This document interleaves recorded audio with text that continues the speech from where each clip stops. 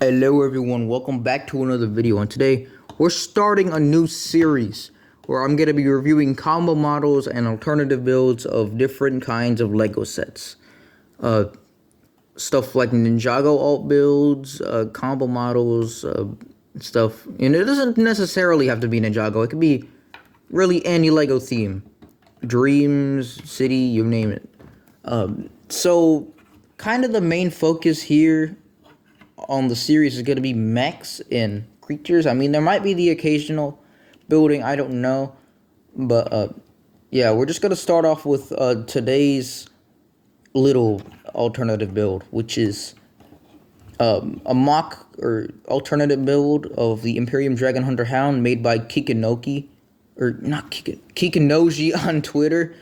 Sorry if I mispronounced the name. He's a Japanese YouTuber and Instagram person. He makes alternative builds of all different kinds of Legos, mainly mechs. I think only mechs too. So yeah, actually was gonna make an alt build of the lava dragon from Dragon's Rising 2. That he made. It was really cool. It had like claws and stuff.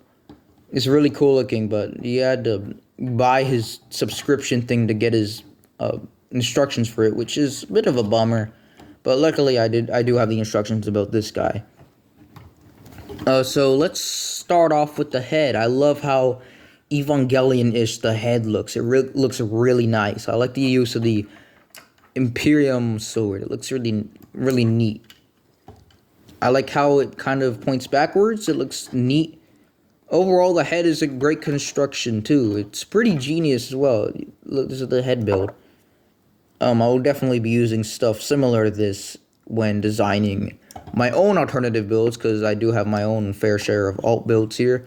It's not entirely YouTuber alternative builds. Anyways, the torso is pretty well constructed too. Doesn't have that many problems. The mech, or not, the build itself isn't that heavy. It's actually a pretty light build. Oh god, and that claw keeps falling out. I'm gonna have to do something about that. That's a con, by the way. We'll get to that later though. Please stay in now. The back of it is a little weird because the white parts stick out. I mean, if I was able to do my own version of this, I would definitely try to cover up the back a bit. Other than that, it's a decent torso. Works pretty well. And some pretty good movement in the waist here. It's on a ball joint. The pelvis area is pretty good. I like the use of the Hound head. It looks pretty nice. The sockets being one set apart, I don't mind it at all. It really doesn't matter. It looks fine. I don't mind it. I mean, it looks nice from the front too. So there is movement in the legs. This upper leg is on a ball joint. This lower one is on a ratchet joint, and the lower one and the foot is on a ball joint as well. Pretty good amount of articulation here in the leg. I really enjoy it. Although the thigh part will fall apart often. Surprising is, oh, there it goes. Yeah, they will just fall apart often. It's not entirely secure. By the way, there's many parts left over that I think could have benefited to, or being put to use, yeah, what's the word? I think it could have definitely used more support on some of the parts, especially on the upper thigh here. Other than that, it's pretty good. I enjoy it quite a bit. The arms, they're pretty well constructed. Nothing too crazy about them. I mean, they look pretty good. It's not the biggest deal in the world that it can't move like that, but I don't mind it. It looks cool. They're on ball joints. One thing I think could have benefited for the lower arms, though, is removing this piece and patching it up with something else. So that way the arm right here has more movement. Because you only get more movement moving it this way than this way, which is a bit weird. You can move the arms sideways. I don't know why you'd want to do that though, but it's fine. The lower arms are made out of lightsaber rods. They could twist, and the fingers will fall off a lot if you're not careful with the model. It will fall off a whole lot, especially these ones. The lower ones, I haven't had them.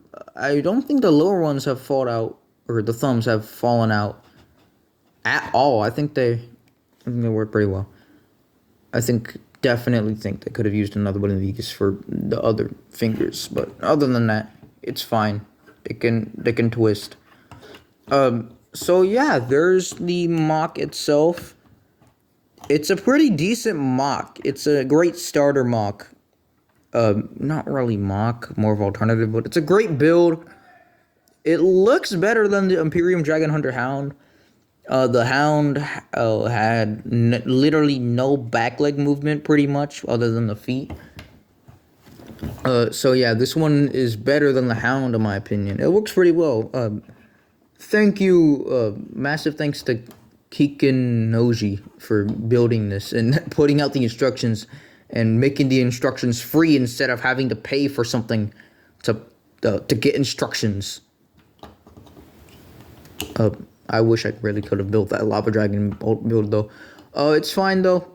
I have another one here that I made on my own. It does take inspiration from a previous alt build of that one I built and the newer one by Kikinoji, and kind of make it my own thing. But we'll get to that in one of the future episodes. Other than that, I could actually see Lego making this guy a real set. Like if there's just more. He just needs more support and stuff, and there we go. He could basically be a real Lego set.